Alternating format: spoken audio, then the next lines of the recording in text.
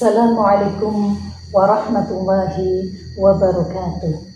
Alhamdulillahirabbil alamin wa bihi nasta'inu ala umuri dunya waddin wassalatu wassalamu ala asyrafil anbiya'i wal mursalin sayyidina wa maulana Muhammadin wa ala alihi wa sahbihi ajma'in, amma ba'du. Hadratil muhtaram, para alim, para ulama yang selalu saya ta'zimi, sahabat Fatayan dari pimpinan cabang hingga pimpinan ranting yang sangat-sangat saya banggakan dan sangat-sangat saya hormati.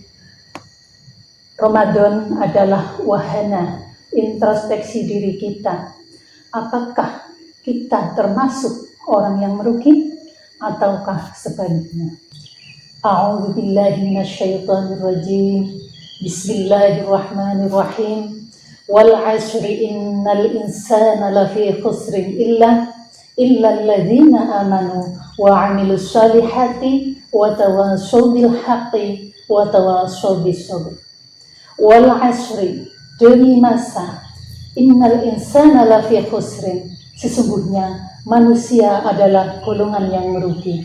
Illa alladzina amanu, kecuali orang-orang yang beriman, wa 'amilus solihati, yang mengerjakan amal soleh, wa tawassaw bil haqqi, menasihati dalam menaati kebenaran, wa tawassaw bis sabri, dan menasihati dalam menetapi kesabaran. Ayat di atas adalah peringatan Allah Subhanahu wa taala kepada kita bahwasanya manusia itu bisa menjadi makhluk yang paling merugi apabila tidak bisa memanfaatkan waktu dengan seksama. Mereka yang beruntung adalah mereka yang beriman, yang meyakini dengan sepenuh hati bahwa Tuhan yang wajib disembah adalah hanya Allah Subhanahu wa ta'ala. Namun tidak cukup hanya dengan menyatakan beriman. Nilai-nilai keimanan itu harus kita tanamkan di dalam hati kita, dalam kehidupan sehari-hari, di tempat kerja, dan dimanapun kita berada. Nilai-nilai keimanan itu menjelma dalam dua bentuk amalan-amalan soleh, di antaranya yaitu nasihat-menasihati dalam menaati kebenaran dan nasihat-menasihati dalam menetapi kesabaran. Sahabat Fatayat yang dirahmati Allah Subhanahu wa ta'ala, Ramadan adalah wahana evaluasi diri.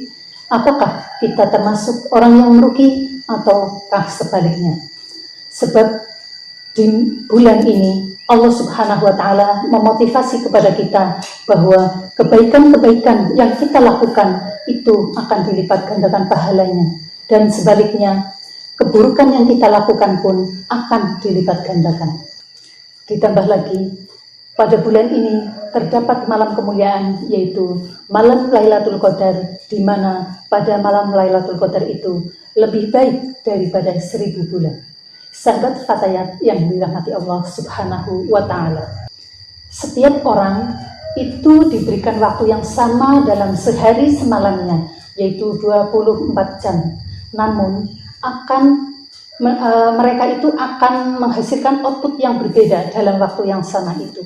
Sebagai contoh, di umur yang ke-20 tahun, itu sudah ada yang bisa menghafal Al-Quran, sudah ada yang berhasil menjadi pengusaha, sudah ada yang bisa mencetak ratusan buku, bahkan ribuan buku.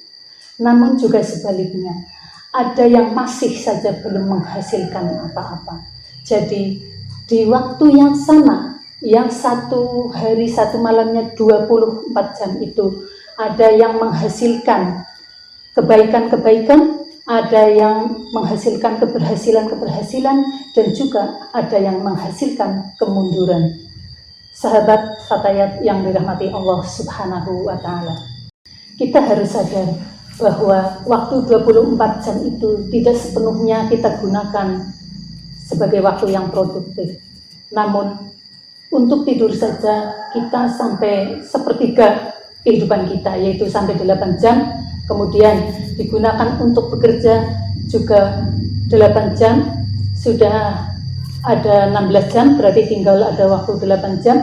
Kemudian diambil berangkat dan pulang kerja kira-kira 1-2 jam, berarti tinggal ada waktu 6-7 jam.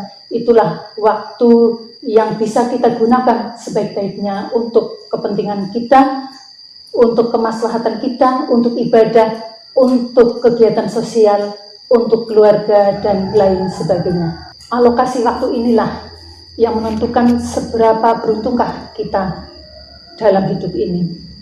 Cukup sekian Mutiara Hikmah kali ini. Kurang lebihnya mohon dimaafkan. Jika ada jarum yang patah, jangan disimpan di dalam peti. Jika ada kata yang salah, jangan disimpan di dalam hati.